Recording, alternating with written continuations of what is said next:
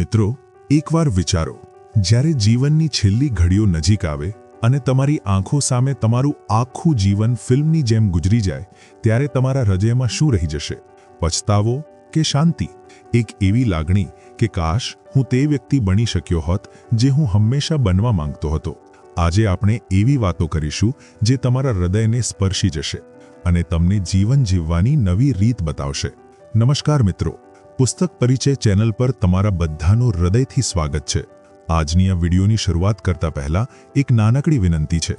જો તમને આ વિડીયો ગમે તો કૃપા કરીને પુસ્તક પરિચય યુટ્યુબ ચેનલને સબસ્ક્રાઇબ કરો, કારણ કે જેટલા વધુ તમે સબસ્ક્રાઇબ કરશો તેટલા જ વધુ સારા અને મૂલ્યવાન વિડીયો અમે તમારા માટે લાવી શકીશું. અને સાથે લાઇક પણ કરજો. આ વિડીયોને કોઈ એક વ્યક્તિ સાથે જરૂરથી શેર કરો, કારણ કે તમારા એક શેરથી કોઈનું જીવન બદલી શકે છે. કમેન્ટ્સમાં મને ચોક્કસથી જણાવો કે આ વિડીયોમાં તમને શું સારું લાગ્યું. વિશ્વના સૌથી મહાન નાટકકારોમાંના એક જ્યોર્જ બર્નાર્ડ શો છેલ્લી શ્વાસ લઈ રહ્યા હતા. ત્યારે કોઈએ તેમને પૂછ્યું, જો તમને જીવન જીવવાની એક વધુ તક મળે તો તમે શું કરશો?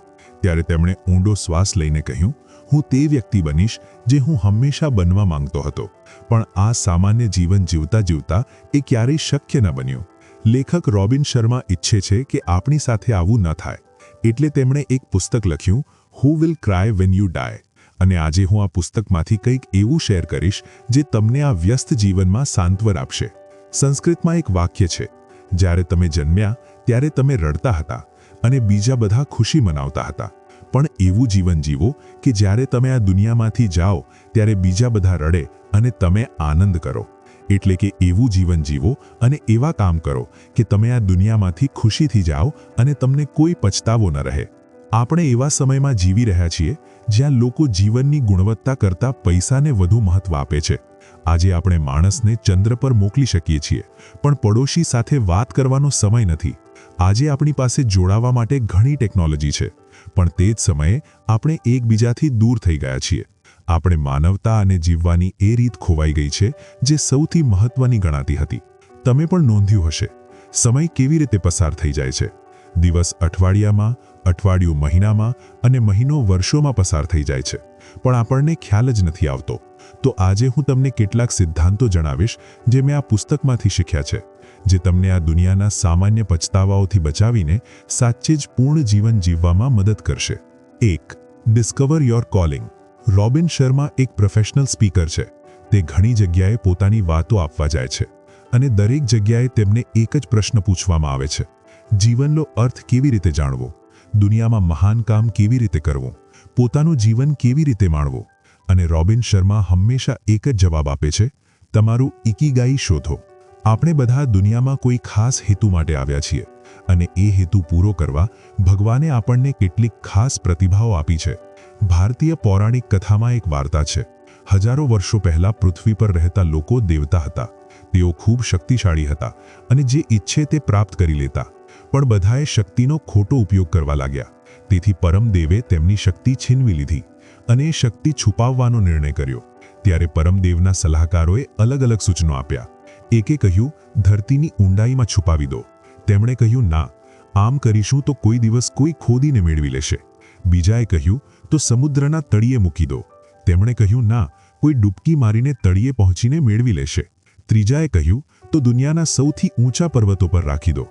તેમણે ફરી કહ્યું, ના, કોઈ ચઢીને મેળવી લેશે. પછી થોડું વિચારીને તેમણે નિર્ણય કર્યો કે એ શક્તિને દરેક માણસના હૃદયની અંદર છુપાવી દેશે, કારણ કે એ જગ્યા એવી હશે જ્યાં કોઈ શોધવાનો પ્રયત્ન જ નહીં કરે અને એ શક્તિ ત્યાં સુરક્ષિત રહેશે. આ વાર્તાનો હેતુ તમને એ શીખવવાનો છે કે તમારામાં સફળતા માટે જરૂરી તમામ ક્ષમતાઓ પહેલેથી જ છે. એ શક્તિને ખોલવા માટે તમારે એ કામ કરવું પડશે જે હું તમને એક વાર્તા દ્વારા જણાવીશ. મિત્રો, ચીનમાં એક પ્રખ્યાત વાર્તા છે. રાજા પાસે એક ચીની તલવાર ધાર કરનાર હતો. તેનું કામ એટલું પરફેક્ટ હતું કે લોકો તેનું કામ જોઈને ચકિત થઈ જતા હતા. 90 વર્ષની ઉંમરે પણ તેમાં એ જ પરફેક્શન હતું અને તેમનું કામ અદ્ભુત હતું. એકવાર રાજાએ તેમને પૂછ્યું, આ તમારી કુદરતી પ્રતિભા છે કે તેની પાછળ કોઈ ટેકનિક છે? તે તલવાર બતાવનારાએ કહ્યું, આ એકાગ્રતાનું ચમત્કાર છે મહારાજ. હું 20 વર્ષની ઉંમરથી તલવારો બનાવું છું. મને બીજી કોઈ વસ્તુની પરવા નથી. તલવાર સિવાયની વસ્તુઓ હું જોતો પણ નથી અને ધ્યાન આપું છું. તલવાર ધાર કરવી એ મારો ધ્યેય અને જુસ્સો છે. હું મારી બધી ઊર્જા ફક્ત આ જ દિશામાં મૂકું છું અને આ જ મારી માસ્ટરીનું રહસ્ય છે. મિત્રો, એ જ રીતે દુનિયાના બધા સફળ લોકો પોતાના કામમાં એકાગ્ર રહે છે. તેઓ પોતાના કામમાં ડૂબી જાય છે. આમ તેમનું મન બીજી વસ્તુઓ તરફ જતું નથી. જ્યારે જીવનનો હેતુ સ્પષ્ટ ન હોય અને પ્રાથમિકતાઓ નક્કી ન હોય ત્યારે આપણું ધ્યાન અહીં તહીં ભટકવા લાગે છે. આપણે પોતાના કામનું ધ્યાન છોડીને બીજાના કામમાં સમય બગાડવા લાગીએ છીએ. ધ્યાન કેન્દ્રિત રાખવા માટે સૌથી મહત્વનું છે કે આપણા ધ્યેય સ્પષ્ટ રાખીએ અને કોઈ પણ કામ શરૂ કરતા પહેલા પોતાની જાતને આ પ્રશ્ન પૂછીએ, આમાં સમય પસાર કરવાથી મારા ધ્યેય પૂરા થવામાં મદદ મળશે કે નહીં? તમે તમારો સમય અને ધ્યાન એ વસ્તુઓને આપો જે તમારું જીવન બનાવી શકે. જો તમે તમારા કામમાં પ્રાથમિકતાઓ નક્કી નહીં કરો તો શું થશે એ હું તમને એક વાર્તા દ્વારા જણાવું છું. વાર્તા વિશે એક વૃદ્ધ માણસ હતો જે દીવાદાંડી પ્રગટાવતો હતો. આ દીવાદાંડી ખૂબ જૂની હતી, પણ દીવાદાંડીના કારણે અનેક જહાજો પથ્થરો સાથે અથડાયા વગર પોતાનો માર્ગ પૂરો કરતા હતા. અને આ વૃદ્ધ માણસ પાસે ખૂબ જ મર્યાદિત તેલ હતું જેનાથી દીવાદાંડી પ્રગટતી હતી, એટલે તે તેનો ખૂબ કાળજીથી ઉપયોગ કરતો હતો. એક દિવસ તેની પાસે પડોશી આવ્યો અને કહ્યું, મને મારા ઓરડામાં પ્રકાશ કરવા તેલ જોઈએ, શું તમે મને થોડું તેલ આપી શકો? પણ એ વૃદ્ધને ના કહેવું ગમતું નહોતું, એટલે તેણે તે વ્યક્તિને તેલ આપી દીધું. એક દિવસ એક મુસાફર તેની પાસે આવ્યો અને તેણે પણ રાત્રે મુસાફરી કરવા તેલ માંગ્યો, તો એ વૃદ્ધે તેને પણ તેલ આપી દીધું. હવે આગલી રાત્રે એક માતા તેની પાસે આવી અને કહ્યું, મારે પરિવારને ખવડાવવા પ્રકાશમાં જોઈએ, શું તમે મને થોડું તેલ આપશો? તેણે ફરી તેલ આપી દીધું. હવે આટલું તેલ આપવાથી એ વૃદ્ધનું તેલ ખૂટી ગયું અને તેનાથી દીવાદાંડીનો પ્રકાશ ઓલવાઈ ગયો અને તે જ રાત્રે ઘણા જહાજો પથ્થરો સાથે અથડાયા, જેનાથી ઘણા લોકો મૃત્યુ પામ્યા. અને આ ભૂલ એટલે થઈ કે વૃદ્ધે પોતાનું ધ્યાન બીજી વસ્તુઓ તરફ મૂકવાનું શરૂ કરી દીધું. તેણે પોતાનું મુખ્ય કામ ભૂલી ગયો, જેના કારણે તેણે અને બીજાઓએ ખૂબ મોટી કિંમત ચૂકવી. જુઓ, આ વાર્તામાં મર્યાદિત તેલની જેમ આપણી પાસે પણ ખૂબ મર્યાદિત સમય છે, એટલે ખૂબ જરૂરી છે કે આપણે પોતાની પ્રાથમિકતાઓ નક્કી કરીએ અને સૌથી મહત્વનું કામ પહેલાં કરીએ. ઘણીવાર એવું થાય છે કે આપણે આપણી આસપાસ થતી વસ્તુઓમાં ખોવાઈ જઈએ છીએ અને પોતાની પ્રાથમિકતાઓ ભૂલી જઈએ છીએ. જે સૌથી મહત્વનું છે એ મુખ્ય કામ આપણે કરતા નથી, જે આપણા ધ્યેયને પૂરું કરવા માટે જરૂરી છે. એક શક્તિશાળી કોટ છે નોર્મન કઝિન્સનું, જીવનની દુર્ઘટના મૃત્યુ નથી, પણ એ છે કે આપણે જીવતા જીવતા આપણી અંદર શું મરવા દઈએ છીએ.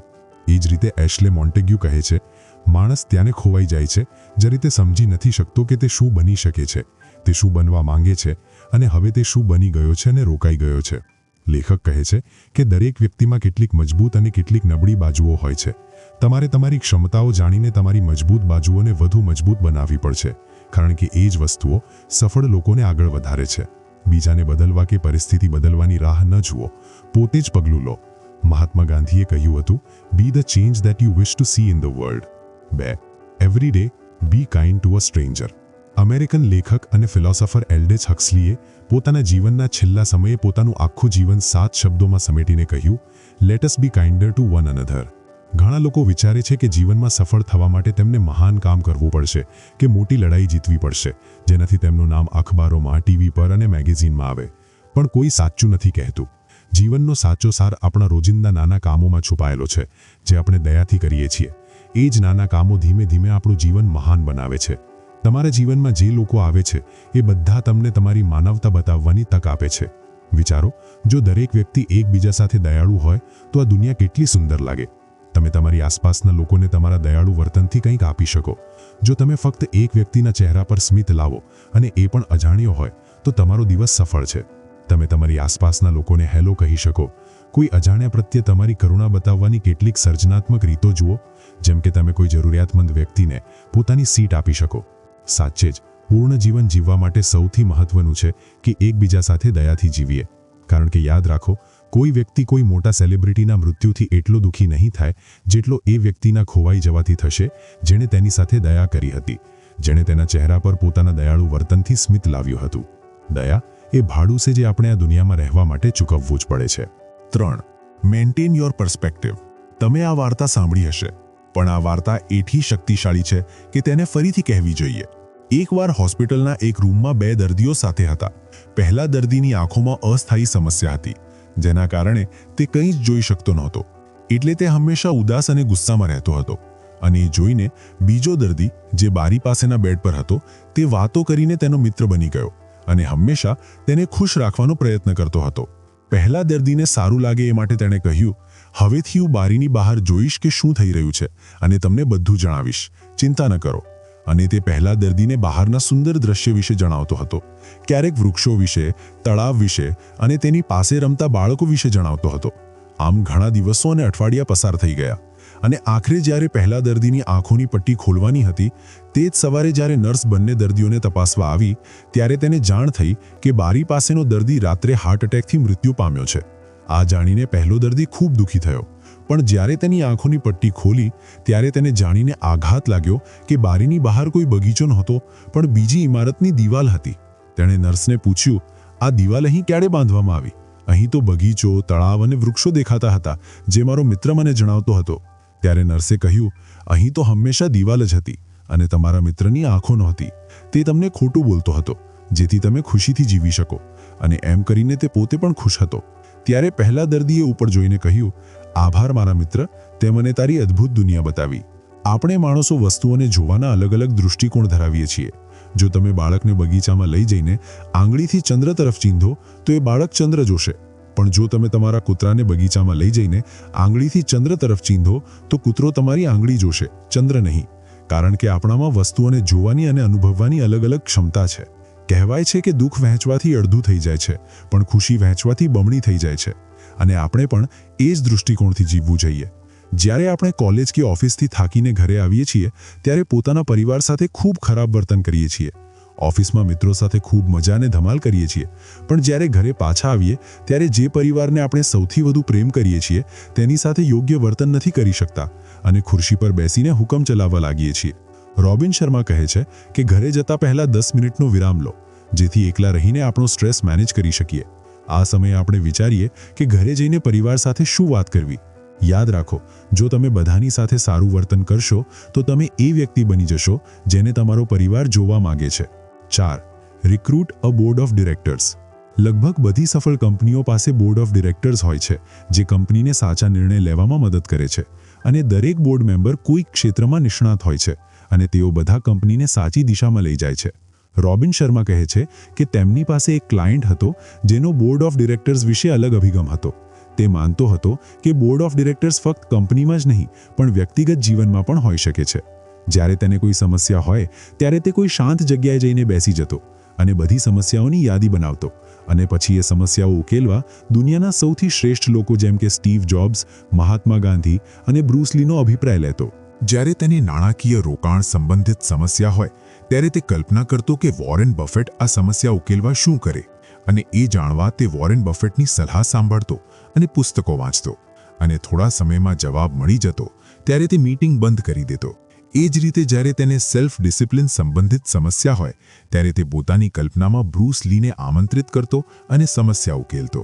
એ જ રીતે આપણે પણ વ્યક્તિગત સ્તરે બોર્ડ ઓફ ડિરેક્ટર્સ રિક્રુટ કરી શકીએ છીએ, પણ કોઈ પણ સમસ્યા ઉકેલવાનું પહેલું પગલું છે તેને લખવું. અમેરિકન શોધક ચાર્લ્સ કેટરિંગ માનતા હતા કે જે સમસ્યાઓ સારી રીતે સમજાવી શકાય તે સમસ્યાઓ અડધી ઉકેલાઈથી માનવામાં આવે.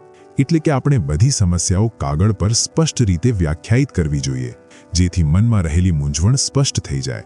બ્રુસ લીએ કહ્યું હતું, જ્યારે હું મને ત્રાસ આપતી અડધી ડઝન સમસ્યાઓ લખું છું ત્યારે 2 સમસ્યાઓ ફક્ત લખતા જ અદૃશ્ય થઈ જાય છે અને 2 સમસ્યાઓ વિશે કંઈ કરી શકાતું નથી, એટલે તેના વિશે વિચારવાનો કોઈ અર્થ નથી, અને છેલ્લી 2 સમસ્યાઓ હું ઉકેલી નાખું છું. અને જો હું 4 મુદ્દાઓનો સારાંશ આપું તો પહેલું, આપણે બધા આ દુનિયામાં કોઈ ખાસ હેતુ માટે આવ્યા છીએ. એ હેતુ પૂરો કરવા ભગવાને આપણને ખાસ વસ્તુઓ આપી છે, એટલે ડિસ્કવર યોર કોલિંગ. બીજું, બીજા લોકો સાથે દયાળુ અને નમ્ર રહીને જીવો. ત્રીજું, દુનિયાને જોવાનો તમારો દૃષ્ટિકોણ હંમેશા જાળવી રાખો. અને છેલ્લું, તમારા માટે એવા બોર્ડ ઓફ ડિરેક્ટર્સ રિક્રુટ કરો જે તમને પ્રેરણા આપે.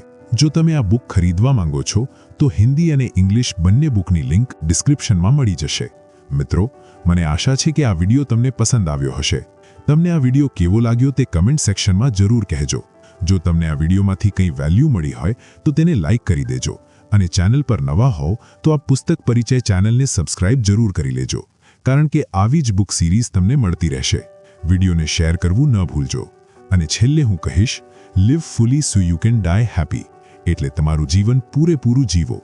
જ્યારે પણ તમારા જીવનનો પડદો પડે તાળીઓ ચાલુ રહે. આભાર.